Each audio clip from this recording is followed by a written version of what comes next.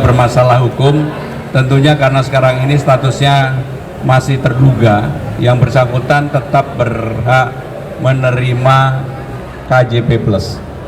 Sedangkan untuk mekanisme bullying yang ada di lingkungan sekolah yang ada di DKI Jakarta, saya sudah meminta kepada Dinas Pendidikan bekerja sama dengan jajaran terkait, terutama untuk konseling, untuk merumuskan bahwa bullying jangan sampai terjadi kembali di wilayah Jakarta.